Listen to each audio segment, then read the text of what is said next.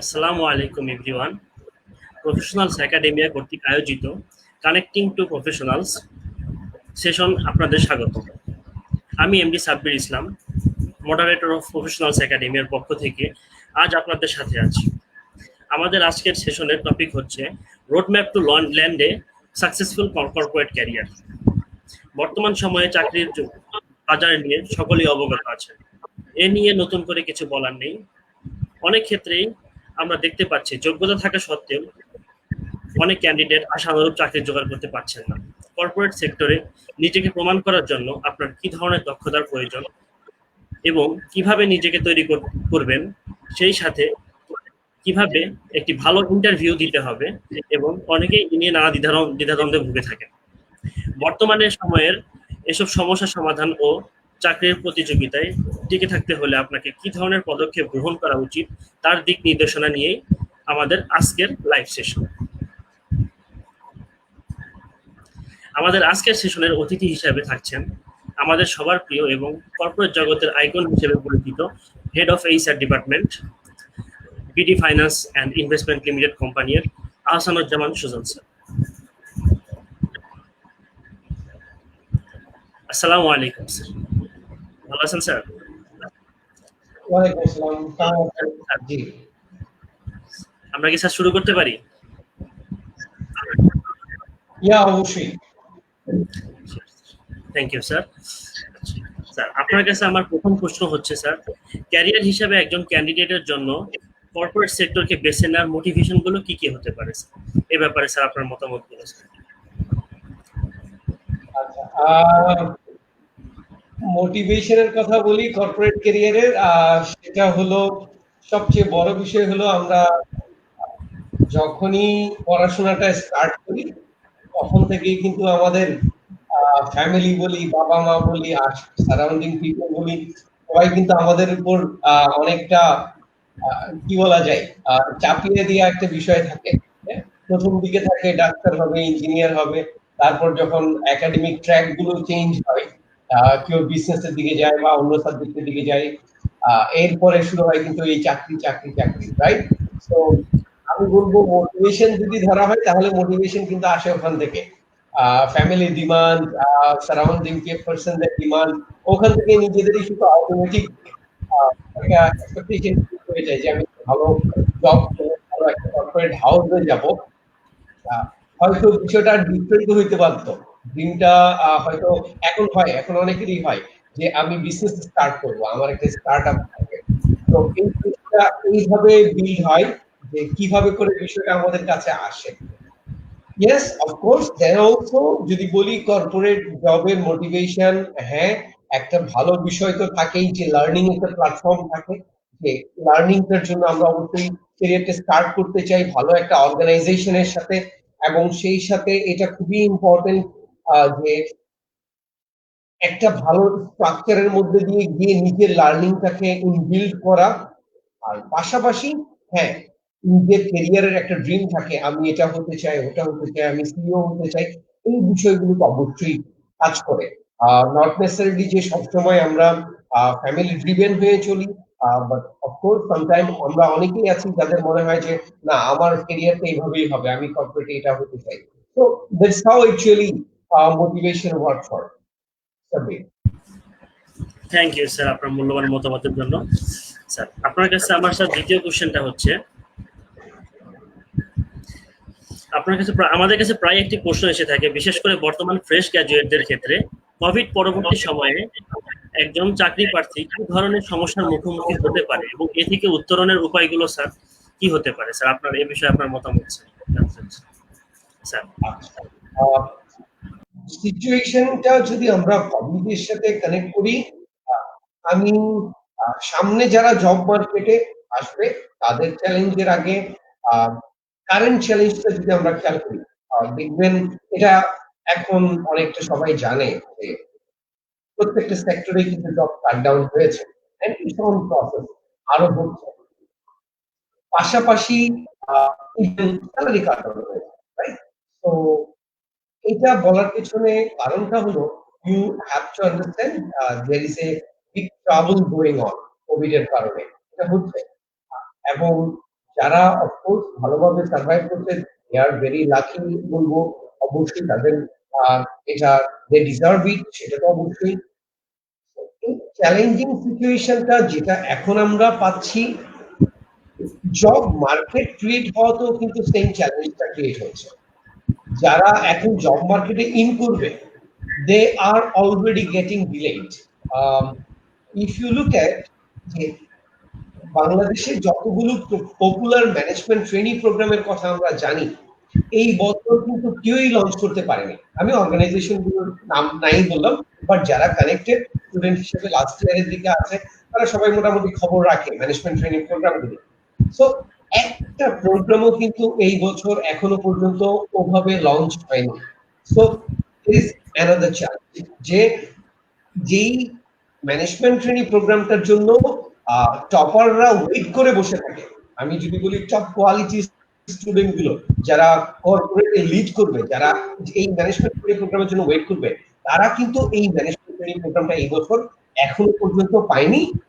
and I really doubt যে এই বছর আসলে পাবে কিনা, বিকজ আমরা হয়তো এখন নর্মাল হওয়ার চেষ্টা করছি, বাট দেন অলসো সবাই এটাই আমরা জানি এবং বুঝি যে যতই আমরা নর্মাল হওয়ার চেষ্টা করি, এখনো কিন্তু সিচুয়েশন নর্মাল না।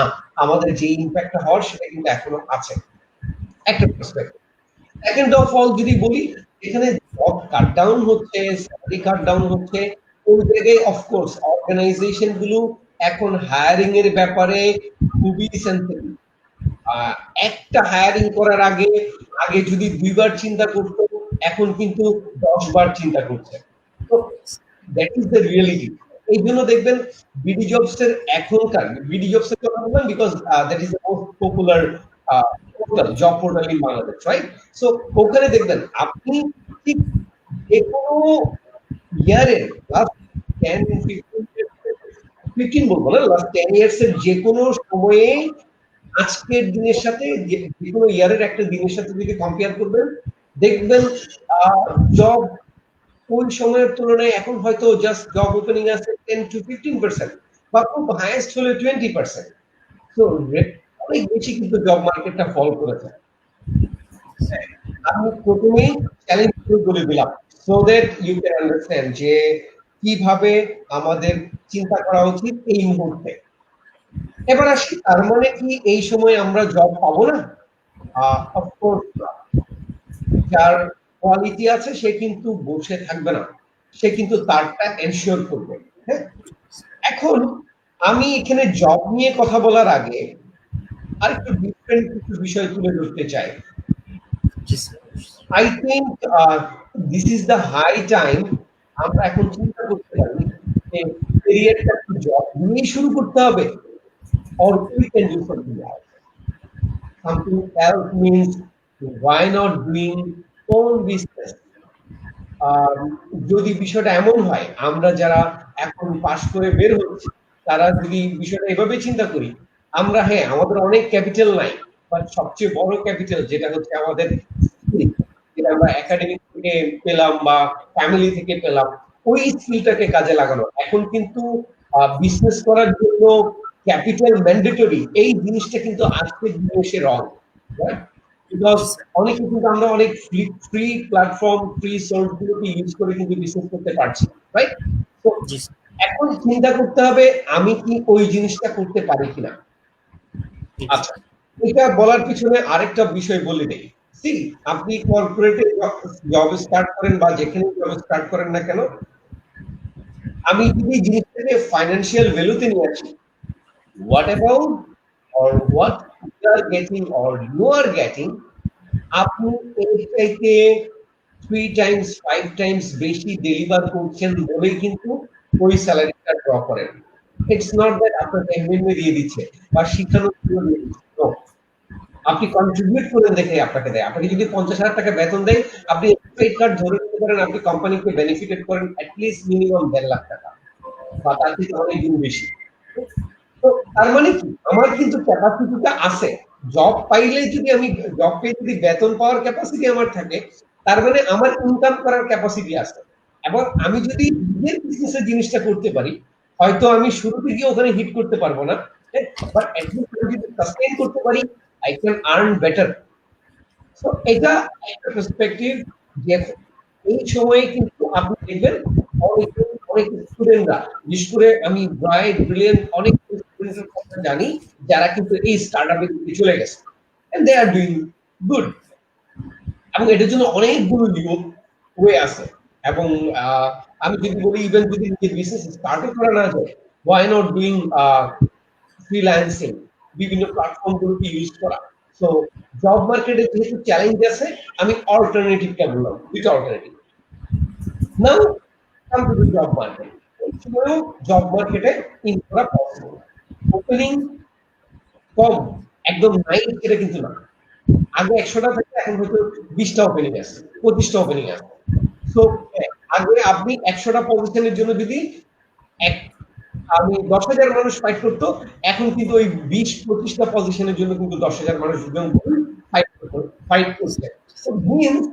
আমার জবটা এনশিওর করা যদি করতে হয়, তাহলে আমাকে এটাও এনশিওর করতে হবে আমার skill on top of everything আছে। তো এখন জব পাওয়ার জন্য সবচেয়ে ইম্পর্টেন্ট হলো, এটা আগেও ইম্পর্টেন্ট ছিল, এখন আরো বেশি ইম্পর্টেন্ট, বিকজ এখন আরো বেশি কম্পিটিটিভ, যে আমি ব্যাকগ্রাউন্ডে কি ধরনের স্কিল এসে আমার এমপ্লয়ারকে অফার করছি। তো আই হোপ যে এই পার্টটা নিয়ে আমরা আরেকবার কথা বলবো, স্কিলের পার্টটা নিয়ে। জি স্যার। এছাড়াও স্যার আমার বর্তমান সময়ে স্যার অনেক কনফিউজিং একটা বিষয় হচ্ছে স্যার রিজিউমি কিভাবে আমরা দিব। তো আপনি স্যার একজন এই স্যার হিসেবে আপনার অনেক ক্যান্ডিডেটকে আপনি রিক্রুট করে থাকেন, তো সেই ক্ষেত্রে স্যার একজনের কোন কিভাবে রিজিউমটা দিলে আপনি স্যার সেটাকে অ্যাকসেপ্টেবল বা একটা মানে পারফেক্ট রিজিউমি হিসেবে সিলেক্ট করবেন, এই ব্যাপারে যদি স্যার আপনার কাছে মতামত দিতেন।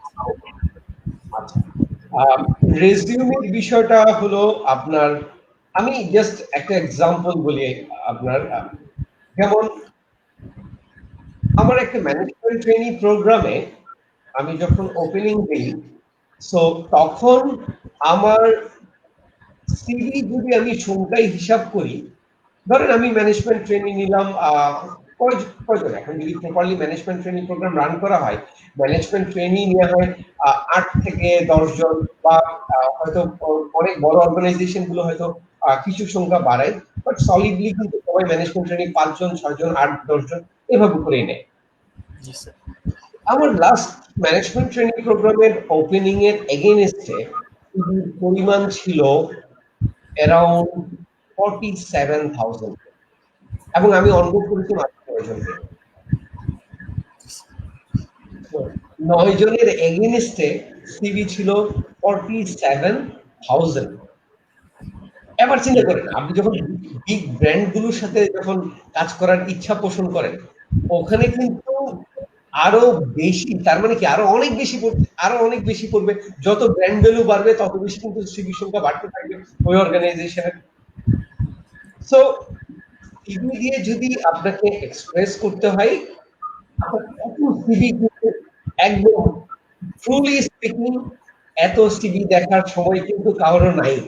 তাহলে একজনকে জাস্ট বসাই রাখতে হবে শুধু সিভি দেখার জন্য, বাট ইউজুয়ালি কাউকে এরকম বসায় রাখা হয় না শুধুমাত্র সিভি দেখার জন্য। এবং আপনি নিশ্চিত থাকেন যে 47,000 সিভি করছেন, এই 47,000 সিভি কিন্তু আমরা দেখিনি। তো হোয়াট উই ডু, আমাদের কিন্তু প্রত্যেকটা পজিশনের এগেইনস্টে কিছু সেট ক্রাইটেরিয়া লাগে। আমার এই সিজিপিএ লাগবে, তার এই ব্যাকগ্রাউন্ড হতে হবে, এই কোয়ালিটি থাকতে হবে, এই জিনিসগুলো থাকতে হবে। তো এই সেট ক্রাইটেরিয়া গুলো থাকে। তো আপনারা তো নিশ্চয়ই এখন জানেন যে বিভিন্ন ওয়েবসাইটে গেলেও ফিল্টারিং করতে পারেন আপনারা, রাইট? প্রোডাক্ট চুজের সময় ফিল্টারিং করি, তো এটা অনেক কিন্তু প্রোডাক্ট চুজ করার মতো। তো আমরা ওখানে ফিল্টার করে ফেলি যে ক্রাইটেরিয়া গুলো সেট করে দিই, আমার এটা লাগবে, এটা লাগবে।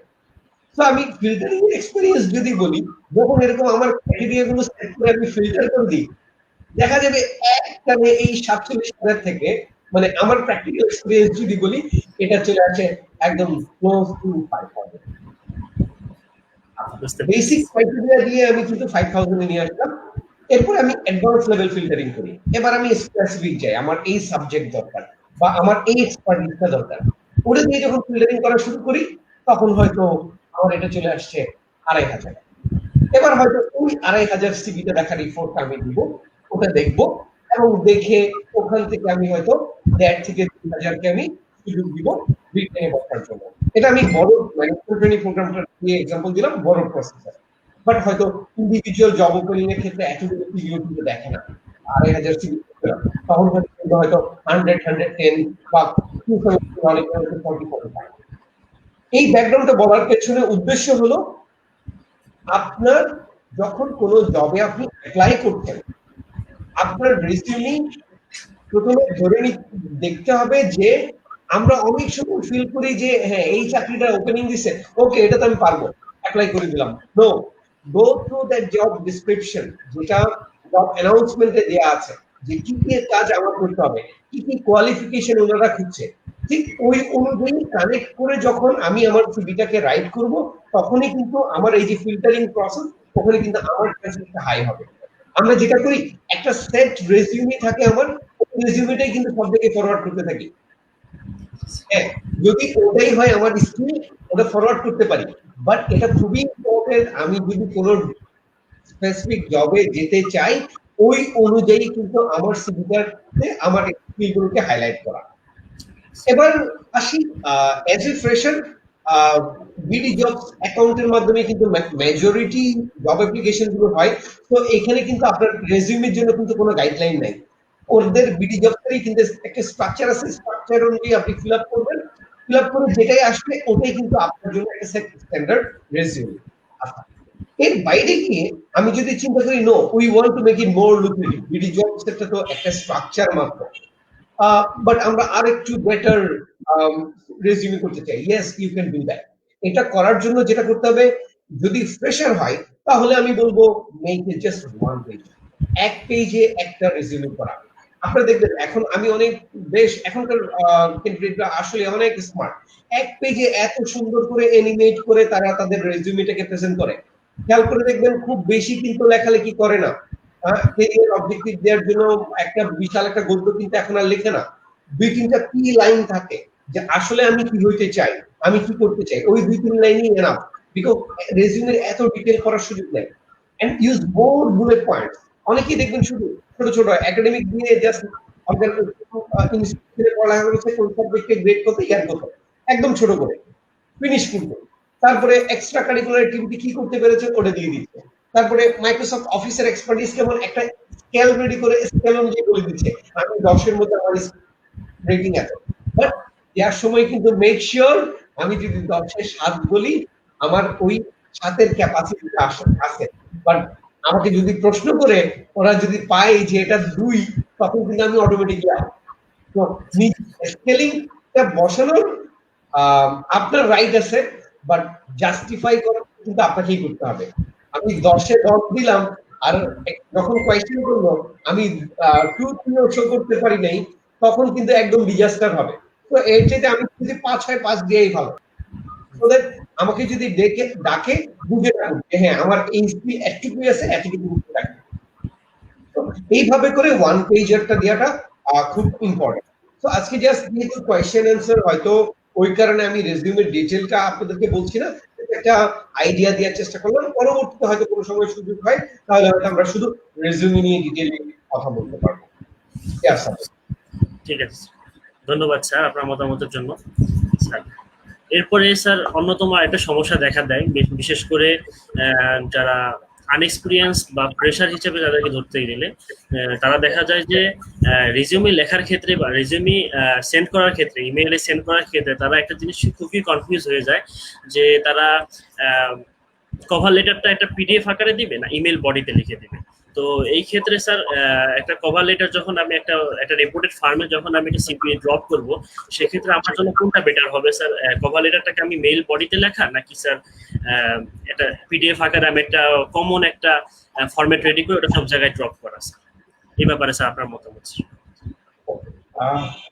কভার লেটারের ক্ষেত্রে যদি বলি, ফার্স্ট অফ অল সব পজিশনে কিন্তু যখন ওপেনিং থাকে কভার লেটার কিন্তু রিকোয়ারমেন্ট থাকে না। সো যখন রিকোয়ারমেন্ট থাকে না তখন শুধু শুধু দেওয়ার দরকার নেই। বাট যখন কভার লেটারটা চাই, আই থিঙ্ক ওই সময় শুধু কভার লেটারটা দেওয়া ভালো।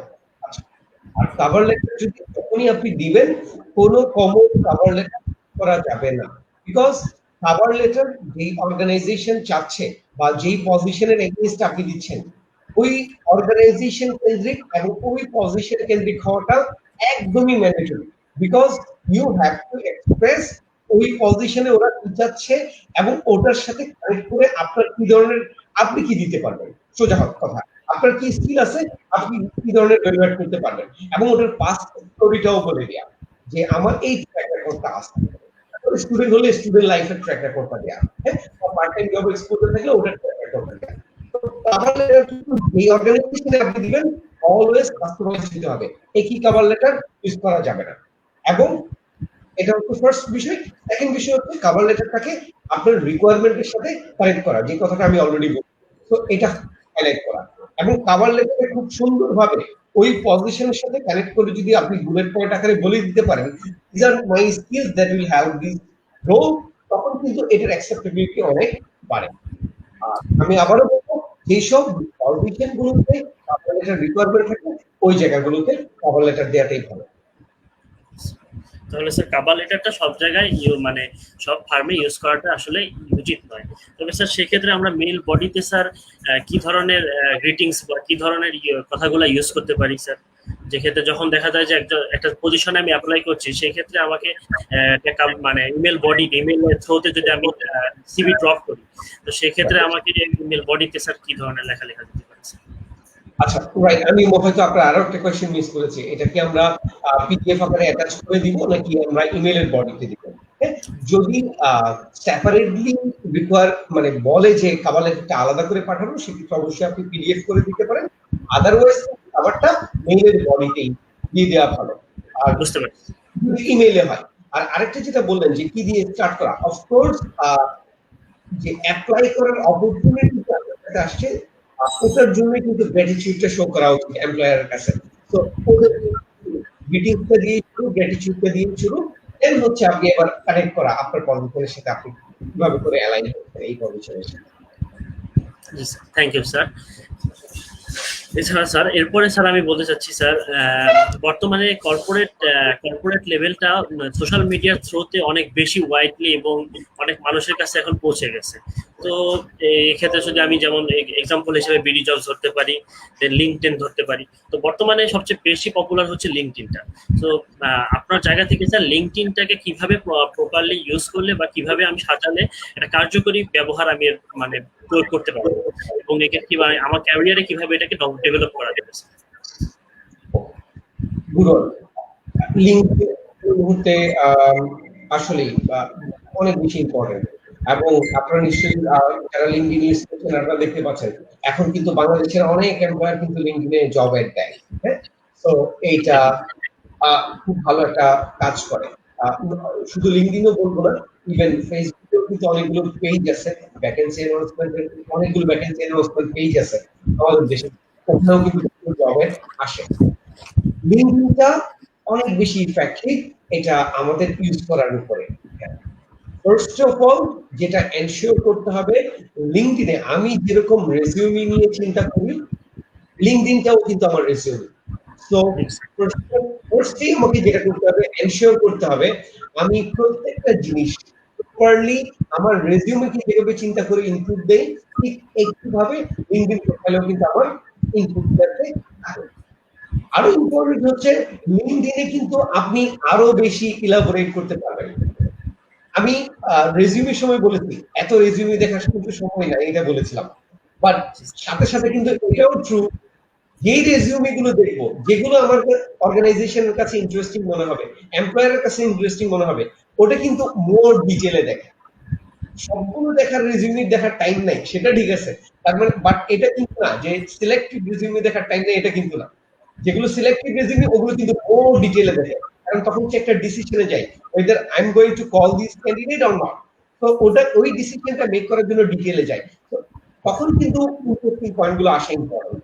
এবং যারা লিঙ্কডইন প্রোফাইল যেসব এমপ্লয়াররা ভিউ করে তারা কিন্তু আরো অনেক ডিটেইল দেখতে পায়, বিকজ ওখানে দেখবেন প্রজেক্ট এক্সপোজার দেওয়ার সুযোগ আছে, ওখানে আপনার প্রজেক্টে কাদের সাথে কাজ করেছেন তাদেরকে ট্যাগ করার সুযোগ আছে, আপনার রিকমেন্ডেশন নেওয়ার সুযোগ আছে। এই জিনিসগুলো কিন্তু প্রোফাইলগুলোকে ভারী করা, প্লাস হচ্ছে আপনার লিঙ্কডইন লার্নিং যদি আপনি ইউজ করেন, লার্নিং এ আপনি কি কি শিখলেন ওই কোর্স গুলো কিন্তু আপনার প্রোফাইলে কিন্তু অটোমেটিক্যালি চলে আসবে। That is another advantage. কাজ হচ্ছে আমার প্রোফাইলটাকে একদম রিচ করা। 100% তো অবশ্যই কন্টেন্ট সবগুলো থাকবে, প্লাস আমার প্রোফাইলটা রিচ হবে। সবকিছু ওখানে আমি আপডেট করব যত বেশি পসিবল হয়। একটা পার্ট। 2 নম্বর পার্ট হচ্ছে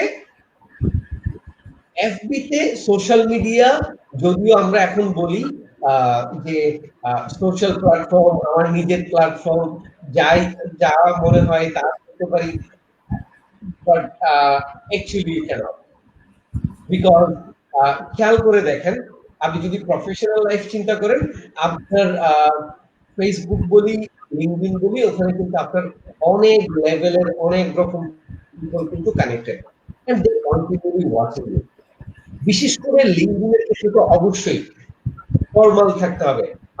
আই আই এক্সপেক্ট যে লিঙ্কডইনে এট লিস্ট আমরা কেউ হঠাৎ করে পিকনিকে গেলাম, হঠাৎ করে ভোজন করতে গেলাম, এই ধরনের ছবিগুলো অবশ্যই দিব না। ওখানে হ্যাঁ, আমার যদি কোনো একটা অ্যাচিভমেন্ট থাকে, আমি ভালো কোনো একটা কিছু ক্রিয়েট করলাম, আর্টিকেল লিখলাম, একদম কুইকলি দিয়ে দেন, because those will add value, but not anything related to personal. এগুলো কিভাবে আপনি পোস্টগুলো মেনটেন করবেন বা আপনার ওয়াল মেনটেন করবেন সেটার জন্য। আর যদি আমরা চিন্তা করি তাহলে এটা হবে আমার কানেকশন। আপনি লিঙ্কডইনে থেকে শুধু থেকে লাভ হবে না যদি আপনি আপনার কানেকশনটাকে এনরিচ না করেন। আপনাকে পৌঁছতে হবে যত বেশি পিপলের কাছে পৌঁছানো সম্ভব, বাট হ্যাঁ টার্গেট করে। আমি এই ইন্ডাস্ট্রিতে ইন্টারেস্টেড, আমি এই ইন্ডাস্ট্রিকে প্রেফার করি, এই ইন্ডাস্ট্রিতে কাজ করব। সো আপনাকে বের করতে হবে ওই ইন্ডাস্ট্রিতে কারা আছে। সো ওই ইন্ডাস্ট্রি পিপলগুলোকে আপনি কানেক্ট করার চেষ্টা করেন। আমি কাজ করতে চাই ব্যাংকিং এ, বাট আমি আরেকটা ডিফারেন্ট ইন্ডাস্ট্রি দিয়েই আমার কানেকশন গুলোকে হেভিওয়েট করে নিলাম, খুব বেশি একটা কাজে আসবে না। বাট আপনার যদি ইন্ডাস্ট্রিতে ইন্টারেস্ট আছে, ওই ইন্ডাস্ট্রি হয়, তাহলে আপনাকে অনেক বেশি হেল্প করবে। আচ্ছা, নাম্বার আরেকটা বড় বিষয় হলো নাম্বার 4 যদি বলি, শুধু কানেকশন থাকলে হবে না, কানেকশন গুলো কিন্তু আপনাকে নার্সিং করতে হবে। হ্যাঁ, অনেকটা কিন্তু এগুলো আমাদের ফ্যামিলি বন্ডিং এর মধ্যে, যেই রিলেটিভের সাথে কানেকশন খুব ভালো থাকে, যাওয়া হয়, কমিউনিকেশন থাকে, তার কাছে খুবই ইন্টারেস্টেড পাওয়া যায়, রাইট? তো এখানেও কিন্তু সেম, যদিও হয়তো অনেক আননোন, বাট তারাই কিন্তু আস্তে আস্তে বেশ আপনাকে সাপোর্টিভ হবে যদি আপনি কানেকশন গুলো মেনটেন করেন। হ্যাঁ, ডোন্ট এক্সপেক্ট, ফ্রেশার যারা তাদের জন্য বলছি, ডোন্ট এক্সপেক্ট আপনি আজকে মেসেজ দিলেন কালকে আপনাকে রিপ্লাই দিবে। হ্যাঁ, আবার এটাও কিন্তু আবার এটাও বলার দরকার নেই যে চিন্তা করার দরকার নেই আমি ফ্রেশার হিসেবে একটা নিজের ম্যানেজারকে বা একটা সিনিয়রকে মেসেজ দিলাম, সে রিপ্লাই করলো না, ভাব নিয়ে বসে আছে। অনেক সময় কিন্তু ব্যাপারটা ওটাও না। কেন বলি? কারণ আপনি যেরকম মেসেজ দিচ্ছেন এরকম কিন্তু হাজারো মেসেজ কিন্তু তাদের কাছে যাচ্ছে।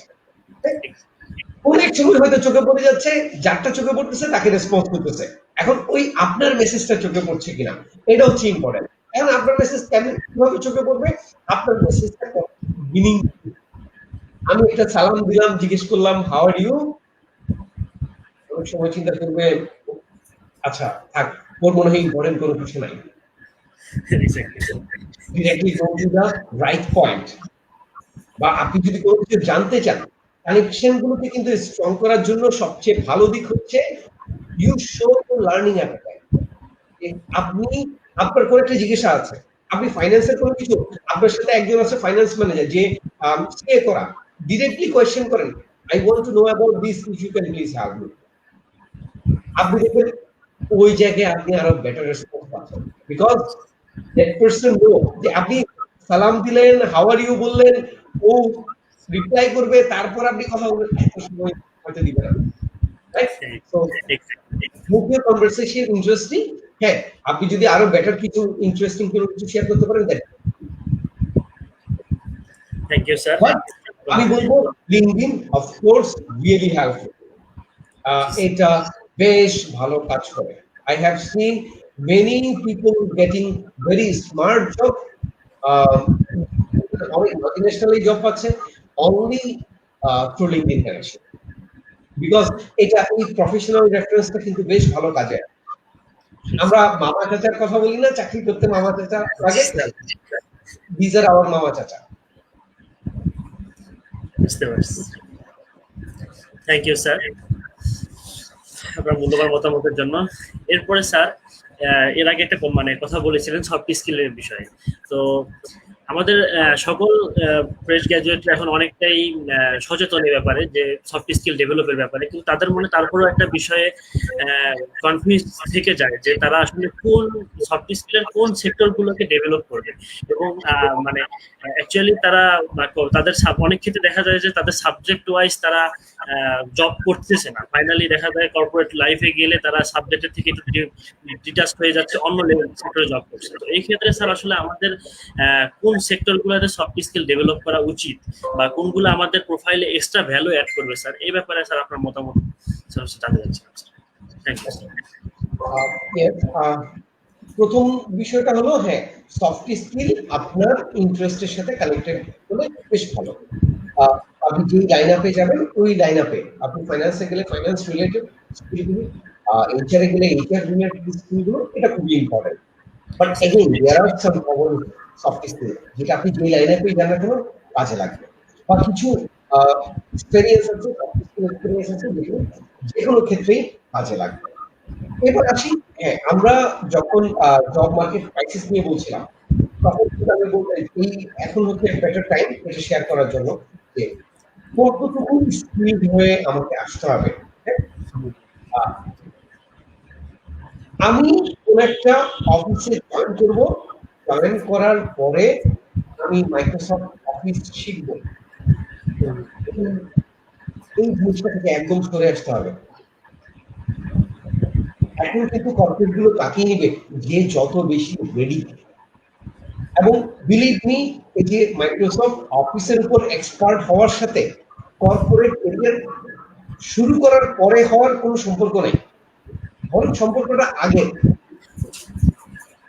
এখন একটা সময় হয়তো পিপলরা ব্লেম করতে পারতো আমার পিসি নাই, এটা নাই, সেটা নেই, এখন তো ওই ব্লেম করার সুযোগ নেই।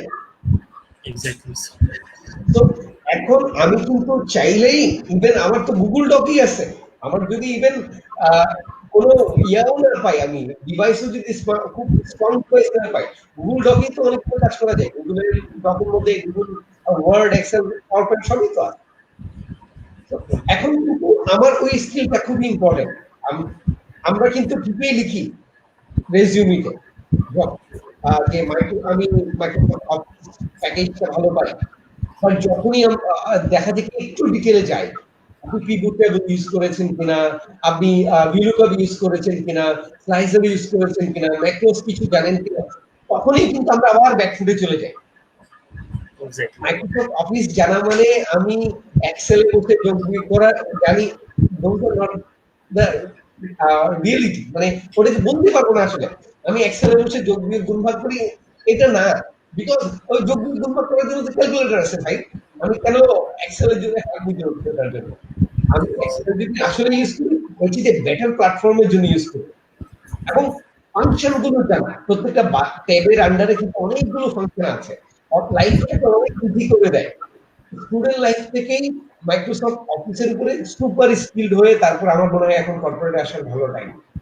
এবং এক্সেল এবং পাওয়ার পয়েন্ট এই জিনিসগুলোর উপর যদি আপনি আপনার এক্সপার্টিস শো করতে পারেন, আপনার জব লাইফ অনেক ইজি হয়ে যায়। নট অনলি মাইক্রোসফট অফিস, আমি বলবো এখন ইটস এ হাই টাইম যে আরো অনেক কিছু ফটোশপ সব জানা। এবং এখন আরেকটা নেক্সট লেভেল কিন্তু চলে আসতেছে, ইভেন এই যে আমি অফিসের কথা বলছি, ফটোশপ ইলাস্ট্রেটরের কথা বলছি, ওই যুগ কিন্তু অলমোস্ট পার হয়ে আর এর পরের লেভেলে আমরা কিন্তু অনেকটা চলে আসছি। সামনে আসছে কিন্তু যারা কোডিং করতে পারবে না তাদেরই ভ্যালু থাকবে না, সবাইকেই কোডিং জানতে হবে, কোন প্রফেশনে আসলে কোনো ব্যাপারই না। লার্নিং, পাইথন লার্নিং এর জন্য কিন্তু এখন আপনার অত বড় ইনস্টিটিউশন দরকার নাই, অনেক লার্নিং প্ল্যাটফর্ম আছে যেখানে আপনি কোডিং শিখতে পারবেন, পাইথনের মতো প্ল্যাটফর্ম গুলো সম্পর্কে জানতে পারবেন। গো ফর দোজ, অনেক প্রচুর ফ্রি ট্রেনিং করার সুযোগ আছে। আপনার use all those online platform, Coursera বলি, খান একাডেমি বলি, ইভেন আমাদের দেশেই খুব ভালো একটা প্ল্যাটফর্ম 10 মিনিটস স্কুল বলি, এগুলো থেকে লার্নিং গুলো নেওয়া এবং এটা স্টুডেন্ট লাইফে নেওয়া। কর্পোরেটে রেডি হওয়া না, কর্পোরেটে যাওয়ার আগে রেডি হওয়া, এটা খুবই involve yourself with much more extracurricular activities. Business competition গুলোতে যাওয়া, projects activity করা, doing part-time jobs, very important. ইন্টার্নশিপটাকে আমরা অনেকেই একটা জাস্ট রেগুলার জব মনে করি, মানে করতে হবে জন্য করা। নো, ইন্টার্নশিপকে মিনিংফুল করাটা খুব ইম্পর্টেন্ট। এবং একটা ভালো অর্গানাইজেশনে ইন্টার্নশিপ করলে আপনার লার্নিংটা অনেক বেটার হওয়ার সুযোগ আছে এবং আপনার ক্যারিয়ারটা একটা ডিফারেন্ট ডাইমেনশনে যাওয়ার সুযোগ আছে ভালো দিকে। এবং ইন্টার্নশিপের ক্ষেত্রে আরো একটা বিষয় বলি, অনেকেই কিন্তু শুধু রেপুটেড অর্গানাইজেশন গুলোর নামের পেছনে দৌড়ায়। আমি বলবো এই সময়টাতে এসে ট্রাই করতে ডিফারেন্ট ডাইমেনশন অ্যাজ ওয়েল। আপনার কনসাল্টিং ফার্মগুলোর সাথে কাজ করার চেষ্টা করেন। আপনি যদি চিন্তা করেন আপনি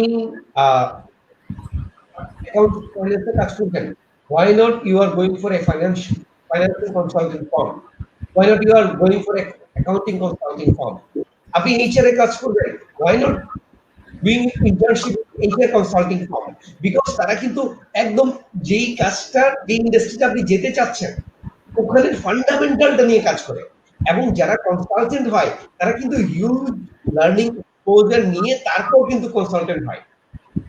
আসলে একদিন সময় কাটানো কিন্তু আপনার লার্নিং কে অনেক বড় জাম্পে নিয়েছে। অনেস্টলি বলি, কর্পোরেটে যখন আপনি ইন্টার্নশিপে আসেন তখন কিন্তু আপনি কার সাথে কাজ করার সুযোগ পান, হাইস্ট একটা অফিসার, সিনিয়র অফিসার, কিন্তু না হাইস্ট এক্সিকিউটিভ। ওখানে কিন্তু যারা টপ লেভেলে আছে, টপ লাইনে থাকে, তাদের কিন্তু ইন্টার্নকে প্রপারলি গাইড করার মতো অত বেশি সময় থাকে না। জি স্যার। এটা আপনি কনসাল্টিং ফার্মে গেলে দেখবেন একদম সিজন প্রফেশনাল, 15-20 বছর 25 বছর এক্সপেরিয়েন্স হয়ে গেছে, ওই পার্সনটার সাথে ওই প্রফেশনালটার সাথে আপনি ডিরেক্টলি কাজ করছেন। So try to explore those part for the internship as well. আর আরেকটা হলো আমরা কিন্তু একাডেমিক ক্যারিয়ারে খুব বেশি মানে ইনফ্যাক্ট মানে এটা যতই বলি এটা সম্ভব না। So you have lot of scope to do many other things. Doing freelancing, doing part-time job really add value. Because আপনি কর্পোরেটে গিয়ে যা করতে চাচ্ছেন, কোনো অর্গানাইজেশন যদি দেখে যে আপনি ওদের কাছে যাওয়ার আগেই আরো অনেক কিছু করে আসছেন, so that is the advantage. আমরা অনেকে ভয় পাই যে মানে ফ্রেশারদের জন্য তো জব ওপেনিংই নেই, 2-3 বছরের এক্সপেরিয়েন্স খুঁজে। 2-3 বছরের এক্সপেরিয়েন্স ভাই আমরা কিন্তু একাডেমিক ক্যারিয়ারে থাকতেই আসলেই করে ফেলতে পারি, এবং এখন কিন্তু অনেকেই করে। দেখা যাচ্ছে এই 2020 সালেই সে পাস করে বেরোচ্ছে, আর দেখবেন এক্সপেরিয়েন্সের দিক দিয়ে 3-4 বছরের বিভিন্ন পার্টনার এক্সপোজার তার কিন্তু আছে। তো এই প্রত্যেক জিনিস কিন্তু ভ্যালু অ্যাড করবে। সফট স্কিল যদি বলি, এগুলো সবগুলোর কিন্তু সমন্বয়। থ্যাংক ইউ স্যার আপনার মূল্যবান মতামতের জন্য। স্যার এবারে স্যার আমাদের একটা কোশ্চেন থাকছে স্যার, বর্তমানে আপনি বললেন স্যার ইন্টার্নশিপের কথা, তো সেই প্রেক্ষাপটে একটা কোশ্চেন করি স্যার যে এই সময় আমরা মানে ম্যাক্সিমাম কর্পোরেট জবের ক্ষেত্রে উইদাউট গভর্নমেন্ট আমাদের এক্সপিরিয়েন্সটাকে ভ্যালু এড করা হয়। সো দেখা যায় যে অনেক নতুন ফ্রেশার গ্র্যাজুয়েট যারা থাকেন তাদের আসলে মানে এক্সপিরিয়েন্স গ্যাদার করার মতো এরকম সুযোগ সুবিধা খুবই কম থাকে, আবার একাডেমিক পড়ার চাপও অনেক বেশি থাকে। তো সেই ক্ষেত্রে স্যার একজন ইউনিভার্সিটি লেভেলের স্টুডেন্টের মানে তার ইউনিভার্সিটি গ্র্যাজুয়েশন শুরু থেকে শেষ 4th ইয়ার ফাইনাল ইয়ার পর্যন্ত কি কি কাজগুলো করা উচিত যেগুলো তাদের সিভি কে স্যার এক্সট্রা ভ্যালু অ্যাড করবে উইদাউট ইন্টার্নশিপ? আমি যে কথাগুলো বলেছি আলটিমেটলি ওগুলি একদম, তাও যদি আমি প্রিসাইজলি বলি তাহলে যেটা করা উচিত ইউনিভার্সিটি স্টার্টের শুরু থেকেই বিভিন্ন এক্সট্রা কারিকুলারের সাথে ইনভলভ হওয়া, ইউনিভার্সিটির ক্লাবগুলোর সাথে ইনভলভ হওয়া, ডিবেটিং ক্লাব যদি হয়, বিজনেস কম্পিটিশন ক্লাব যদি হয়, কুইজ কম্পিটিশন ক্লাব যদি হয়, যেটাই হয় না কেন ওদের সাথে জয়েন করা এবং বিভিন্ন ন্যাশনাল ইন্টারন্যাশনাল ইভেন্টগুলোতে পার্টিসিপেট করা। That will must add value to you. Number 2, আমাদের এখন কিন্তু প্র্যাকটিসটা শুরু হয়ে গিয়েছে, টিচাররা কিন্তু অনেক প্রজেক্টের সাথে কাজ করে। সো এনগেজ হওয়া টিচারের সাথে, ওই প্রজেক্টের সাথে। আমরা অনেকেই মনে করি যে টিচাররা কাটাচ্ছে, সময় দিব, তুই যে খাটার সুযোগ দিচ্ছে এটাই অনেক বড় বিষয়। এক্স্যাক্টলি। যদি কোনো কারণে মনে করে এলিজিবল মনে করে যে এই ফি খাটানোর জন্য আপনি এলিজিবল, এটাও কিন্তু অনেক বড় কিছু। বিকজ ক্লাসে হয়তো 100 জন স্টুডেন্ট আছে, 100 জন কিন্তু ওই টিচার অফার করে নেই। Offered you, that means you are lucky. উনি ফিল করেছেন আপনার মধ্যে ওই ক্যাপাসিটিটা আছে বা আপনি করতে পারবেন। So to involve with different project works in the teaching, এটা tremendous experience হলো। 2 নম্বর বিষয় হলো, 3 নম্বর বিষয় হলো try to do earning from real life. Earning এর কথাটা কেন বলছি? এটা কিন্তু গ্যারান্টি করে আপনার ক্যাপাসিটি আছে কিনা। টিউশন করে আর্ন করেন আর ফ্রিল্যান্সিং করে আর্ন করেন। নিজেকে টেস্ট করা উচিত, আমার ক্যাপাসিটি আছে কিনা। একটু খেয়াল করে দেখবেন, টিউশন করতে চাইলেও কিন্তু সবাই টিউশন করে না। কয়জন টিউশন নিয়ে নিজেকে সাস্টেইন করাতে পারে, দ্যাট ইজ অলসো কোয়ালিটি। আমি জাস্ট একটা এক্সাম্পল হিসেবে বললাম, হ্যাঁ, নট নেসেসারিলি যে আপনাকে টিউশনের পেছনে ছুটতে হবে। তো এরকম আরো অনেকগুলো কাজের সাথে ইনভলভ হওয়া, ট্রাই করেন, ফ্রিল্যান্সিং করেন। ওই সময় বিভিন্ন ওপেন প্ল্যাটফর্ম আছে, ওপেন সোর্স আছে, হ্যাঁ। যদি মনে হয় আপনি ভালো কিছু মানে ইউটিউবে ভালো কিছু করতে পারবেন, ডু দ্যাট। একটা ফেসবুক পেজ ওপেন করে ভালো কিছু করতে পারবেন, ডু দ্যাট। ফ্রিল্যান্সিং সাইটগুলোতে গিয়ে আপনার কোনো একটা স্কিল আছে, ওটা দিয়ে আপনি প্রজেক্ট নামাইতে পারবেন বিভিন্ন, ডু দ্যাট। বাট আমি গ্যারান্টি দিয়ে বলবো, আপনি চিন্তা করলেও পাবেন, আমি গ্যারান্টি দিয়ে বলতে হবে না যে পড়াশোনার পাশাপাশি মানে আমাদের টাইম থাকেই, এটা ইন্টেনশনের ব্যাপার যে আমরা কর্তৃক এটাকে এখন একটা সময় হয়তো পার্ট টাইম জবের বাংলাদেশে খুব ছিল না, এখন কিন্তু অনেক অপরচুনিটি আছে পার্ট টাইম যারা পার্ট টাইম জবের অপরচুনিটি দিচ্ছে। তো আমি কয়েকটা বিষয় বললাম, যদি আমি স্টুডেন্ট লাইফে নিজেকে রেডি করে একটা ব্যাটার প্যাকেজ হিসেবে নিজেকে দাঁড় করাতে চাই, তাহলে আমার একাডেমিক ক্যারিয়ারের শুরু থেকে বিভিন্ন এক্সট্রা কারিকুলার অ্যাক্টিভিটির সাথে ইনভলভ করা ইম্পর্টেন্ট। আমার টিচারের সাথে আমি প্রজেক্টে কাজ করার সুযোগ পাই, রিসার্চ বা অ্যানালাইসিস প্রজেক্টের সাথে বা ডিপার্টমেন্টাল প্রজেক্টের সাথে, তাহলে ওটাতে ইনভলভ হওয়া। আমার বিভিন্ন টাস্কের সাথে ইনভলভ হওয়া, সেটা ফ্রিল্যান্সিং হোক, সেটা পার্ট টাইম জব হোক, যাতে আমি নিজেকে এখন থেকে রেডি করতে পারি, প্রুভ করতে পারি I have the capacity to do something. হ্যাঁ, ইভেন যদি সেটা নিজের ব্যবসা হয় সেটা করা। এন্ড ফাইনালি গিয়ে আপনার সবকিছুকে মিলিয়ে আপনার যেটা করা দরকার, প্রত্যেকটা কিছুতে ভ্যালু অ্যাড কতটুকু আপনার হচ্ছে, এটা একটু ট্র্যাক করা, যে আমি যে লাইন আপে যেতে চাই আমি কিন্তু কানেক্টেড আছি কিনা, অন দ্য ট্র্যাক আছি কিনা, এটা জাজ করাটা ইম্পর্টেন্ট। সেলফ ইভ্যালুয়েশনটা অনেক সময় এখানে অনেক বেশি ইম্পর্টেন্ট। থ্যাংক ইউ স্যার মতামতের জন্য।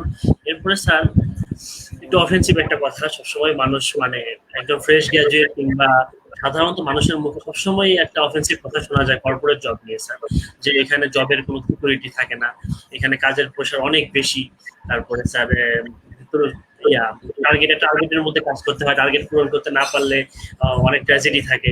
স্যার এই কথাগুলো আসলে আপনার দৃষ্টিকোণ থেকে কতটা কার্যকরী বা কতটা সত্য স্যার, এই ব্যাপারে স্যার আপনার মতামত জানতে চাচ্ছি। কথাগুলো অবশ্যই 100% সত্য। এখন কাউন্টার কোয়েশ্চেন হচ্ছে, আপনি গ্রাজুয়েশন করে জব স্টার্ট করছেন, এটা মানে জব স্টার্টিংটা মানে হচ্ছে কি, মানে আমার কেরিয়ারটা কিন্তু স্টাবলিশ করার, মানে কেরিয়ারটার বীজ বপন করার জন্য কিন্তু বীজটা কত ভালোভাবে গ্রাউন্ডটাকে প্রিপেয়ার করে বপন করতেছি, ওটার উপর কিন্তু ডিপেন্ড করে কাজটা কতটা বেটার হবে, রাইট? সো কেরিয়ার স্টার্টিং এ আমি যদি জব প্রেশার কেরিয়ারের স্টার্টিং এ না নিই, আমি কখন নিব? আফটার 40। সো আমার মাইন্ডসেটে কিন্তু এটাই থাকাই উচিত না যে আমি কতটুকু জব স্ট্রেস আমাকে নিতে হবে।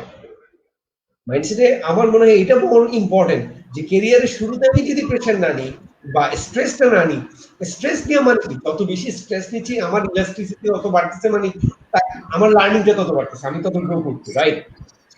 Why not take that stress in the beginning? Target of course আমাদের প্রত্যেকেরই টার্গেট ড্রিভেন হওয়া দরকার, মানে হইতে হবে। তো টার্গেট কেন নিব না, এবং যত বড় টার্গেট নিয়ে আমি জাম্প করতে পারবো মিন্স আমার ক্যাপাসিটি তত বেশি, আমি তত নিজেকে প্রুভ করতে পারবো।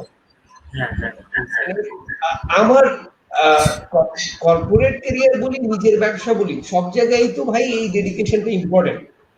ওখানে কিন্তু ওটাই ভালো চলে যে কিন্তু খুব আর্লি মর্নিং থেকে নিজে শুরু করে একদম যখন পর্যন্ত কাস্টমারের ডিমান্ড থাকে ততক্ষণ পর্যন্ত ওপেন থাকে, সেই কিন্তু ব্যবসা ভালো করে, রাইট?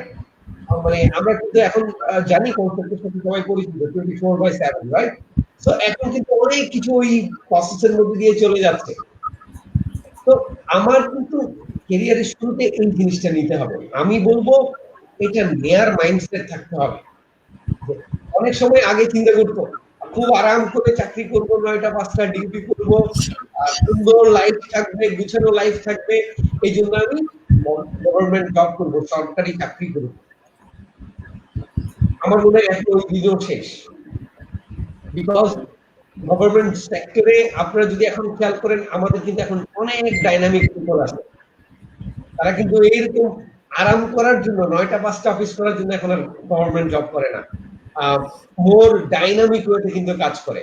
আমি আমার ইউনিভার্সিটি ডিপার্টমেন্টের অনেক জুনিয়রদেরকে দেখি যে they don't count on time, they count on what they are delivering.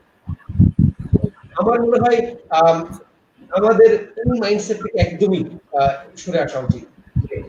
Stressful job, pressure, target, আমাকে বড় ওটাকে মেনে নিতে হবে যে এইটা শুরুতে আমি যত স্ট্রংলি হ্যান্ডেল করতে পারবো আমি ক্যারিয়ারে তত ভালো করবো। ধন্যবাদ, থ্যাংক ইউ স্যার। এর পরবর্তীতে স্যার আমার একটা কোশ্চেন থাকছে, সেটা হচ্ছে আপনি তো স্যার একজন রেপুটেড ফার্মের এইচআর হিসেবে কর্মরত আছেন। তো আপনার প্রেক্ষাপট থেকে, আপনার অভিজ্ঞতা থেকে যদি স্যার শেয়ার করতেন যে চাকরিদাতা এবং চাকরির প্রার্থী এই দুটার মধ্যে যে একটা এক্সপেকটেশন গ্যাপ থেকে যাচ্ছে প্রতিনিয়ত এবং ধীরে ধীরে এই গ্যাপটা আরো বাড়তেছে, তো এই আপনার অভিজ্ঞতা যদি শেয়ার করেন যে এই গ্যাপটা আসলে কিভাবে কমায় নিয়ে আসা যায়, এই ব্যাপারে যে আপনার মতামত ব্যক্ত করেছেন। গ্যাপের বিষয়টা যদি বলি, মোর অ্যাবাউট রেডি হও। আমি চাকরি করতে চাই বা জবে কর্পোরেট লাইফে ঢুকবো, ঢোকার জন্য আমি আসলে কতটুকু রেডি হচ্ছি। আমরা কিন্তু ওই স্কিল সেট গুলো নিয়ে কথা বলতে এখন খেয়াল করে দেখেন, আপনি যদি স্টুডেন্ট লাইফে কোনো একটা জবের সাথে ইনভলভ থাকেন, আপনি কিন্তু অলরেডি কাজের স্ট্রাকচার গুলো সম্পর্কে জানেন। আপনি আপনার টিচারের সাথে যখন কোনো একটা প্রজেক্টে ইনভলভ থাকেন, ওই টিচার যখন প্রজেক্ট করছে উনি কিন্তু কোনো না কোনো কর্পোরেটের সাথেই করছে। সো ইউ নো যে তাদের স্ট্রাকচারটা কি। সো এটাই কিন্তু গ্যাপ গুলোকে কমাবে। হ্যাঁ, আমরা গ্যাপটা কখন হচ্ছে, আমরা ধরে নিচ্ছি কর্পোরেটে আসার পরেই কিন্তু কর্পোরেটের মতো করে চলবে। গ্যাপটা কিন্তু ওই জায়গায় ক্রিয়েট হয়। আমি যদি আগের থেকে রেডি হই তখন কিন্তু এই গ্যাপটা হয় না। গুড নিউজ ইজ দ্যাট হ্যাঁ, এখন কিন্তু মার্কেটে, আমাদের দেশের মার্কেটে সাপ্লাই ভালো, জবের যত ওপেনিং তার চেয়ে বেশি কিন্তু ক্যান্ডিডেট। এখন গ্যাপটা তারাই মিট করে দিচ্ছে যারা অলরেডি রেডি হয়ে মার্কেটে আসছে, তখন কিন্তু এই গ্যাপটা মিট হচ্ছে। খেয়াল করে দেখেন, আমাদের এই ভিপি গুলোর কারণে কিন্তু আমরা আমাদের যেটা সবচেয়ে বড় ইন্ডাস্ট্রি আইএনজি, আনফরচুনেট যে আমাদের আরএনজির পুরো টপ লাইনই কিন্তু এক্সপোর্ট ডিপেন্ডেন্ট, সব বাইরে থেকে কাজ করছে এবং প্রচুর টাকা আর্ন করে নিয়ে যাচ্ছে। এটা কিন্তু শুধু মালিকদের মুখ না, দোষ কিন্তু আমাদের। আমরা কিন্তু আমি জাস্ট এক্সাম্পল হিসেবে, আমরা একজন দিয়ে পাস করে আমরা একবারও কখনো কিন্তু আমরা মাথায় আনতে চাই না যে আমি একটা ভালো গার্মেন্টস কোম্পানিতে জবে স্টার্ট করব। এটা এখন কোয়েশ্চেন মার্ক, কেন আমরা এটা চিন্তা করছি না? ইন্ডাস্ট্রিটা এত বিশাল, এখন চিন্তা না করার পিছনে কিছু বিষয় কাজ করে।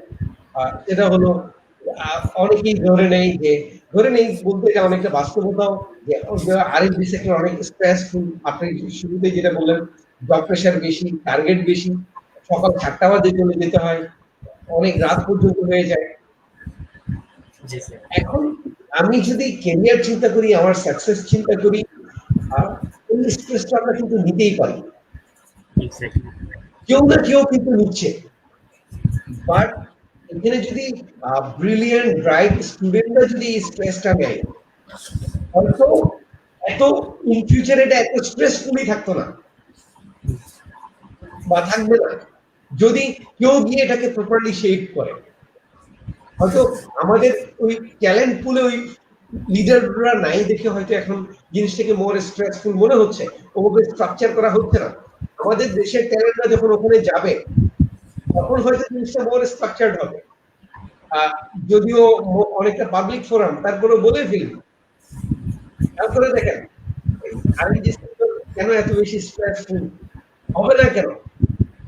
যারা চালাচ্ছে মেজরিটি হচ্ছে এক্সপার্ট্রাই, এবং এক্সপার্টরা কিন্তু সাধারণত তারা একাই আসে, তার কিন্তু এখানে ফ্যামিলি নাই, একা আসছে, তার জন্য দিন আর রাত কিন্তু সমান।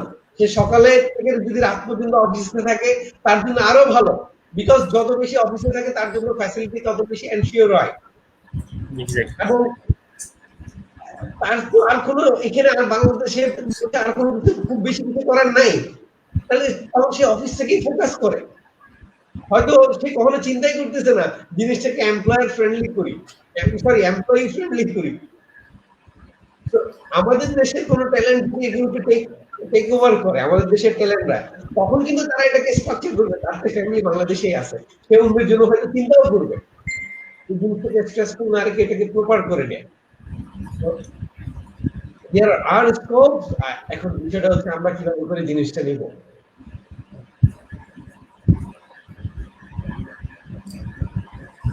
জি স্যার, থ্যাংক ইউ স্যার।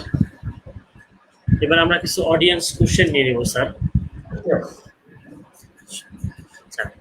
আমাদের প্রথম কোশ্চেনটা হচ্ছে sir, it has been a long awaited issue, job finding is going to get more complicated in this post COVID-19 situation. As an HR professional, how would you consider a fresh graduate's online certificates, example LinkedIn Learning, Coursera, Udemy, and so on various hard and soft skills while hunting the resources, please? Very good one. আমি আমার দিক থেকে guarantee দিয়ে বলতে পারি যে আমি এই লার্নিং গুলোকে 100% কাউন্ট করব, এবং আমি বিলিভ করি যে এইচআর ফ্রেটার্নিটিতে এখন যারা আছে বা এইচআর প্রফেশনাল যারা আছে ম্যাক্সিমাম এটাকে কাউন্ট করবে, বিকজ উই নো যে প্ল্যাটফর্মগুলোর কথা উনি বলেছেন, লিঙ্কডইন লার্নিং, কোর্সেরা বা ইউডেমি, সো এগুলো সম্পর্কে আমরা জানি। এবং এখানে একটা কোর্স কমপ্লিট করলে এটা ভ্যালু অ্যাড করবেই। আচ্ছা, বাট আমি সাথে সাথে আরেকটা জিনিস বলবো যে এমপ্লয়ার এটার ভ্যালু দিবে শুধু ওই পারপাসে কিন্তু এই ট্রেনিং গুলো করবেন না। ই লার্নিং কিন্তু তখনই প্রপার হয় যখন এটা সেলফ ইন্টারেস্ট থেকে হয়। হ্যাঁ, অফকোর্স আপনি এটা এমপ্লয়ারকে শো করবেন, বাট এটা প্রথম ফার্স্ট বিষয় যাতে এটা হয়, এটা আপনার ইন্টারেস্টেড সেক্টর বা ইন্টারেস্টেড বিষয়, এই জন্য আপনি এটাকে লার্ন করেছেন। এটা একটা দিক। আরেকটা হলো এটা খুবই ভালো যদি আপনার লার্নিংটাকে আপনি প্র্যাকটিক্যাল কোনো কানেক্টিভিটির সাথে এক্সাম্পল হিসেবে এমপ্লয়ারের কাছে রিপ্রেজেন্ট করতে পারেন, তখন এটা খুবই ভালো হবে। সাপোজ আপনি পাইথন সম্পর্কে আপনি পড়াশোনা করলেন এবং ওটার উপর বেস করে আপনার কোনো একটা প্ল্যাটফর্মে কাজ করা আছে, এই এক্সাম্পলটা যদি রিলেট করতে পারেন, এটা এমপ্লয়ারের কাছে কিন্তু মোর। So we can conclude like that. Of course, a learning group countable. Yes. Thank you, sir. এরপর আরেকটা কোশ্চেনে আছে sir, how is diversified knowledge treated in corporate, or should we focus only on specialised knowledge always?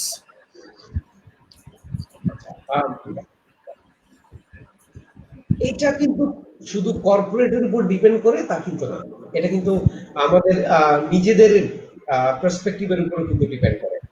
Diversified knowledge always help করে, that is fine. Same time স্পেশালাইজেশনটাও কিন্তু খুবই important. এখন depend করে হচ্ছে অর্গানাইজেশনের কোন ধরনের নিড আছে ওই সময়টাতে, বা আপনি যেখানে অ্যাপ্লাই করছেন বা যেখানে কাজ করতে চাচ্ছেন ওদের রিকোয়ারমেন্টটা কি ধরনের প্রয়োজন আছে ওটার উপর আসলে পুরো জিনিসটা ডিপেন্ড করে। এখন যদি বিষয়টা হয় ওরা একজন স্পেশালিস্ট চাচ্ছে, তখন কিন্তু অবশ্যই স্পেশালাইজড ফাংশন গুলোকে কাজ করবে। বাট ওরা যদি জেনারেলাইজড কাউকে চায়, তখন কিন্তু ডাইভার্সিফাইড এক্সপেরিয়েন্স তাকে মোর হেল্প করবে। Thank you. Next question, sir. If a person performs 3 jobs in 5 years just to get experience in different branches of accounts and finance, and then wants to join a good company in a mid-level position for better career, how can he tackle the following questions of interviewer? You have performed 3 jobs in 5 years. Why should I believe that you will serve a long period in our company? ওকে, আচ্ছা, এই জায়গায় এই চ্যালেঞ্জটা আমার জন্য challenge. উনি যে চ্যালেঞ্জটার কথা বলেছেন, বিকজ আমারও ফ্রিকোয়েন্সি অনেক হাই ছিল, বিশেষ করে ক্যারিয়ারের শুরুর দিকে। জাস্ট অ্যারাউন্ড হয়তো 1 ইয়ার কাজ করেছি, 2 ইয়ার্স কাজ করেছি, এইভাবে করে গিয়েছে প্রথম দিকে।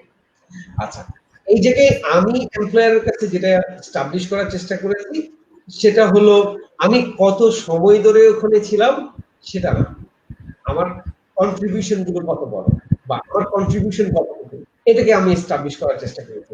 যতবারই কোয়েশ্চেন এসছে যে আমি এত চেঞ্জ করছি কেন, ততবারই কিন্তু আমি এস্টাবলিশ করেছি আমি চেঞ্জ করার আগে কি কন্ট্রিবিউট করে এসেছি। এখন কিন্তু এমপ্লয়াররাও বুঝে আপনি কিন্তু সব জায়গায় এই প্রবলেমটা ফেস করবেন না, হয়তো কিছু জায়গায় অবশ্যই করবেন। অনেকেই চায় যে লং টাইম হিস্ট্রি থাকবে ক্যারিয়ারের, এক জায়গায় অনেক দিন ধরে কাজ করছে, 20 এমপ্লয়ি। বাট এখন কিন্তু প্রেক্ষাপট ভিন্ন, সবাই এটা চায় না, ডাইভার্সিফাইড এক্সপেরিয়েন্সই চায়, যেটা আপনি বললেন। আর এই ক্ষেত্রে কন্ট্রিবিউশনের জায়গাটাকে ফোকাস করা। সো আমি যখন এই প্রবলেমটা ফেস করতাম বা আমাকে যখন এই কোয়েশ্চেনের মধ্যে আসতে হতো এত কুইক চেঞ্জ, তখন কিন্তু আমি জাস্ট ফোকাস করতাম যে আমি ওই সময়ে ওই অর্গানাইজেশনে কি কি কন্ট্রিবিউট করে আসছি। তো আমার রিপ্লাইটা কিন্তু আমি ওই দিকে নিয়ে যেতাম। তো বাট হ্যাঁ, তার মানে এটা না যে আমি চেঞ্জ করতেই থাকবো বা ওইরকম মাইন্ডসেট নিয়ে বসে আছি, নট লাইক দ্যাট। আমি এক জায়গায় কন্ট্রিবিউট করছি, এরপরে বেটার অপরচুনিটি আসছে, এই কারণে যাচ্ছি, এটা হতেই পারে। আর সাথে এটাও এস্টাবলিশ করা খুব ইম্পর্টেন্ট যে একটা অর্গানাইজেশনে আমি অনেক লম্বা সময় ধরে আসি, তার মানে কিন্তু এই না যে আমি অনেক বেশি কন্ট্রিবিউট করছি। আমি আমি জানি শুধু সেটা না, এরকম অনেক এক্সাম্পল আছে, থাউজেন্ডস অফ এক্সাম্পল আছে। 10 বছর কাজ করে যা করতে পারে নাই একটা এমপ্লয়ি, আরেক এমপ্লয়ি 6-7 মাস বা 1 বছর কাজ করে এর চেয়ে বেশি আউটপুট ওই অর্গানাইজেশনকে দিয়ে অলরেডি চলে আসছে, আরেকটা অর্গানাইজেশনে চলে গেছে। তো আমি কখনোই বলতে পারি না যে ওই 6-7 মাস কাজ করে যে আউটপুট দিয়ে গেছে ও ওই এমপ্লয়ারের জন্য লেস ভ্যালুয়েবল ছিল, বা ওই যে 10 বছর কাজ করতেছে তার চেয়ে 6-7 মাস যে কাজ করছে সে লেস ভ্যালুয়েবল, এটা কখনোই বলতে পারবো না। কন্ট্রিবিউশন দিয়ে আমাকে কাউন্ট করতে হবে। Exactly. So next question আছে, if a person wants to switch in accounts and finance section of a NBFI, can he switch from a non-NBFI an experienced person from a limited company, or does he need to have experience from banking or NBFIs? আচ্ছা, এটা organisation to organisation depend করে। কিছু organisation থাকে যারা different ইন্ডাস্ট্রির experience গুলোকে count করতে চায়। সো তারা কিন্তু ওপেন, তারা তখন ওই কোন ইন্ডাস্ট্রি থেকে আসছে ওই স্পেসিফিক ওখানে স্ট্রিক্ট ওরকম কিন্তু থাকে না। আচ্ছা, আবার কিছু অর্গানাইজেশন থাকে যারা কমফোর্ট জোনে থাকতে চায়। আমি ব্যাংকিং বিএফআই ইন্ডাস্ট্রি, সো আমার এখানে যে আসতেছে সে ব্যাংক এফআই থেকে আসুক, তো আমি ওর একই রকম লার্নিংটাকে আমি আমার এখানে কাজে লাগাতে পারবো। সো এটা depend, organisation to organisation vary করে। বাট এটা কিন্তু আবার একদম ইম্পসিবলই না যে অন্য ইন্ডাস্ট্রি থেকে ব্যাংক এফআই তে আসবে, এটা হয়।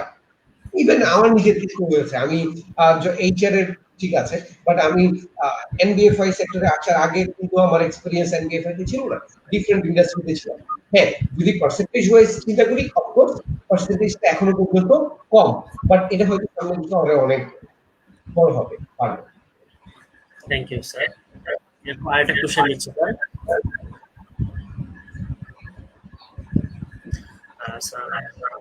Question Munshi Shoyatullah Joel. Sir, Assalamu alaikum. Nice to see you, sir. I have a question to you. We know Bangladesh job market is employer dominated. Moreover, our learning system is theoretical based. So most of the graduated does not get expected salary and job. Have you any solution of the problems, especially waiting eagerly for your answer? Thank you. আমি যদি gross market হিসাব করি, of course এটা employer dominated. আচ্ছা, but আমি যদি skill হিসেবে চিন্তা করি, সব সময় কিন্তু এমপ্লয়ার ডমিনেটেড না। আমরা অনেক ক্যান্ডিডেট পাই যারা কিন্তু তাদের ক্যাপাসিটি এত ভালো থাকে, এমপ্লয়াররা ওদেরকে নেয়ার জন্য ওদের পেছনে পেছনে ঘুরে। সত্যি কথা, আমরা প্রচুর যেরকম এমপ্লয়ি, মানে অনেক প্রচুর যেমন ক্যান্ডিডেট আছে যারা এমপ্লয়ার পেছনে ঘুরছে, ঠিক একইভাবে কিন্তু কিছু ক্যান্ডিডেট আছে যাদের পেছনে কিন্তু এমপ্লয়াররা ঘুরে যে আমি ওকে পেতে চাই। হ্যাঁ, এটা তো আমাদের ট্যালেন্ট ওই পুলটা হয়তো ছোট, বাট এটা কিন্তু অ্যাবসলিউটলি এটাও কিন্তু এই সিচুয়েশনটা আছে। বাট হ্যাঁ, উনি যেটা বলেছে এটা সত্যি। এখন তার মানে কি আমাকে কাজটা করতে হবে, কি আমাকে এমপ্লয়ার ডমিনেটেড মার্কেট থেকে যদি এমপ্লয়ি ফ্রেন্ডলি মার্কেটে পৌঁছাতে হয়, তাহলে আমার স্কিলটাই বাড়ে। আমরা কিন্তু এমন ফ্রেশারদেরও, যেহেতু একটা ফোরামে আছি হয়তো নামটা শেয়ার করবো না, আমরা কিন্তু এমনও ফ্রেশারদের নাম জানি ইউনিভার্সিটি থেকে পাশ করে বের হয় নাই, ৩-৪টা কোম্পানি ওর হাতে অ্যাফল লেটার দিয়ে আসতে চাই। দ্যাট হ্যাপেন্স বাইরের দেশে না, আমাদের দেশে। ওর ফাইনাল সেমিস্টারে যখন পৌঁছচ্ছে তখনই কিন্তু ৩-৪টা এমপ্লয়ার রেডি যে ওকে হায়ার করবে। এখন ওর চয়েস ও কোন এমপ্লয়ারের কাছে যাবে। এই লেভেলের কিন্তু ক্যান্ডিডেট কিন্তু আমাদের দেশে আছে। কারা এরা? আপনি দেখবেন এখনই কিন্তু অনেক গ্রাজুয়েট আছে যারা বিজনেস কম্পিটিশন করে ন্যাশনাল আইকন হয়ে যায়। বিভিন্ন বড় বড় বাংলাদেশে কিন্তু প্রায় ৮-১০টা প্রোগ্রাম আছে, বড় বড় বিজনেস কম্পিটিশন প্রোগ্রাম, যেখান থেকে কিন্তু টপ ট্যালেন্ট গুলো বের হয়ে আসে এবং ওদের পেছনেই কিন্তু কর্পোরেট গুলো ছুটতে থাকে। তো ওই কম্পিটিশন গুলোতে যারা ভালো করছে তারা কিন্তু জব মার্কেটে আসার আগেই কিন্তু নিজেদের ডিমান্ডটা ক্রিয়েট করে ফেলছে। এবং শুধু সেটা না, এটাও হয় যে এখন বিভিন্ন ইউনিভার্সিটি দেখবেন অ্যাম্বাসেডর আছে অর্গানাইজেশন গুলো, ওই অ্যাম্বাসেডর পুরো খুঁজে বের করে যে এরা কারা, তাদেরকে আমরা শুরুতেই নিয়ে ফেলতে পারি, অ্যাডভান্টেজ নিতে পারি। পাস করার সাথে সাথে ওর হাতে অফার লেটার ধরে দিবে, পারলে ও পাস করার আগে ওর হাতে অফার লেটার ধরাই দিবে। And this things are happening. এগুলো কিন্তু ড্রিম না বা এগুলো গল্প না। একটু খেয়াল করেন, একটু খবর নেন, দেখবেন এগুলো হচ্ছে। তো আমাদেরকে ওই সংখ্যাটা বাড়াইতে হবে। That's it. Thank you sir. এরপর একটা কোশ্চেন আসছে এমডি মোস্তাকিন মামুন। স্যার, এখন প্রায় দেখা যায় সিভি রেজুমে অনেকে নিজে না লিখে অন্যকে দিয়ে লিখিয়ে নেয়। লিঙ্কডইন বা ফেসবুক প্রায় সিভি রেজুমে প্রস্তুত করার দেওয়ার বিজ্ঞাপনও দেখা যায়। আপনারা এই জিনিসটাকে কিভাবে দেখেন? Thank you.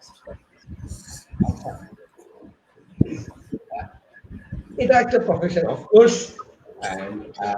এটা হ্যাঁ, বাইরের দেশে এটা এস্টাবলিশড প্রফেশন।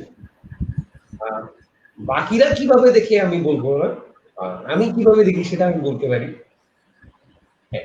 আমার যদি কখনো এমন সময় আসে যে আমি এত ব্যস্ত হয়ে গিয়েছি যে আমি নিজের সিভিটা আসলে লেখার সময় আমার নাই, আমি শুধুমাত্র তখনই প্রেফার করবো কাউকে দিয়ে সিভি লেখানো। বিষয়টা হচ্ছে এমন, আমার যদি পার আওয়ার ভ্যালু যদি দাঁড়ায় এরকম যে আমার পার আওয়ার আর্নিং হচ্ছে 10,000, তখন আমি চিন্তা করতে পারি, আচ্ছা আমি 1 ঘন্টা নিজের সিভি না লিখে 5,000 টাকা দিয়ে যদি কেউ এটা লিখে দেয়, I can go for that. আর আমি বিলিভ করি আমাকে আমার চেয়ে বেটার এক্সপ্রেস কে করতে পারবে? আমাকে আমার চেয়ে বেটার কেউ এক্সপ্রেস করতে পারবে না। হ্যাঁ, আমি লার্নিং নিতে পারি। আমি লার্নিং নেওয়ার জন্য হয়তো রিজিউমি কিভাবে ডেভেলপ করতে হয় এরকম একটা ট্রেনিং সেশনও দিতে পারি, নো প্রবলেম। বা আমি আরো 10-20 জন 100 জনের রেজিউমি দেখতে পারি, নো প্রবলেম। বাট আমার কাছে মনে হয় যে আমারই লেখা উচিত। আর হ্যাঁ, ওই যে বললাম, যদি এমন কখনো সময় আসে আমার per hour value 10,000 or above, আমি 5,000 টাকা দিয়ে কাউকে দিয়ে কাজটা করে দেবো, তো আই উইল ডু দ্যাট। তাহলে স্যার মানে অন্য কারো দিয়ে নিজের রেজুমি লেখাটা এটাকে টোটালি আপনারা সাপোর্ট করেন না আর কি, পার্সোনালি সাপোর্ট করেন না, বুঝতে পারলাম। Thank you sir. স্যার এরপরে স্যার আপনি জব জব পেতে নেটওয়ার্কিং এর চেয়ে স্কিল উন্নয়নের দিকে বেশি মনোযোগী হওয়া উচিত কি? স্কিল উন্নয়নের দিকে কি বেশি মনোযোগী হওয়া উচিত এই ব্যাপারে? কোনোটাকে কিন্তু আমরা অ্যাভয়েড করবো না, আমরা দুটোই রাখবো। আর বিষয়টা কিন্তু এমন না যে আমার স্কিল ডেভেলপ করবো এই জন্য আমি নেটওয়ার্কিং নট লাইক দ্যাট, আবার শুধু নেটওয়ার্কিং করবো এই জন্য স্কিল ডেভেলপ করবো না, বিষয়টা কিন্তু এরকম না।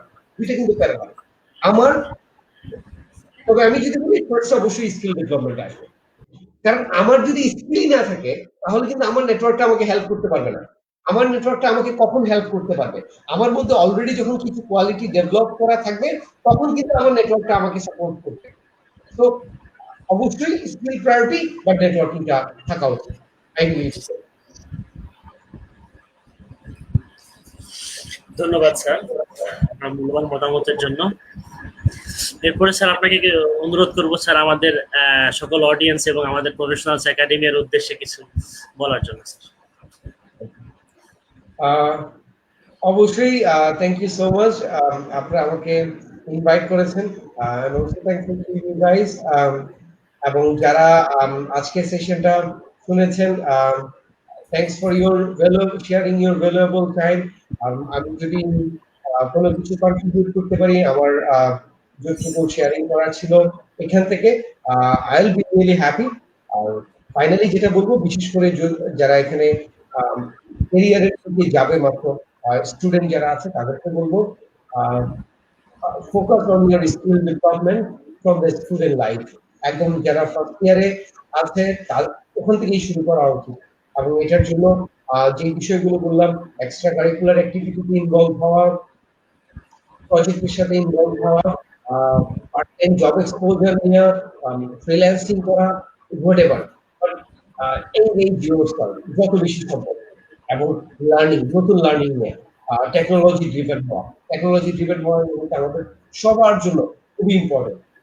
সবচেয়ে মজার বিষয় হচ্ছে যারা একসময় চিন্তা করছে যে ফিজিক্যালি না গেলে কোনো মিটিংই হবে না, ওরকম সিনিয়র প্রফেশনালরা কিন্তু এখন আর ফিজিক্যালি যায় না, ভিডিও কলেই কিন্তু মিটিং করছে বিভিন্ন অনলাইন প্ল্যাটফর্মে। তো টেকনোলজি ড্রিভেন হওয়া এটা আমাদের জন্য খুব important. I hope you do great in future. Thank you sir, thank you so much sir আপনার এই মূল্যবান বক্তব্যের জন্য। আশা করি পিএপি একাডেমির আজকের সেশনটি থেকে অনেকেই উপকৃত হবেন। ধন্যবাদ স্যার, ভালো থাকবেন স্যার। আসসালামু আলাইকুম।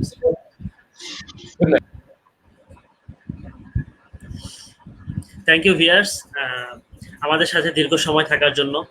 আপনাদের সাপোর্ট এবং ভালোবাসায় আজকের প্রফেশনালস একাডেমি এতটা দূর চলে এসেছে। আশা করি সবসময় আপনারা আমাদের পাশে থাকবেন। আজকের মতো এখানেই শেষ করছি। আগামী সেশনের ব্যাপারে, পরবর্তী সেশনের ব্যাপারে আমাদের পেজে কানেক্টেড থাকেন, সেখানে আপডেট জানিয়ে দেওয়া হবে। এবং আমাদের সাথে ব্যাকআপে কোহোস্ট হিসেবে ছিলেন এমডি সাইফুল ইসলাম ভাই এবং আফতাবউদ্দিন ভাইয়া, তাদেরকে আমার অসংখ্য ধন্যবাদ। আচ্ছা, এখানেই শেষ করছি। আসসালামু আলাইকুম।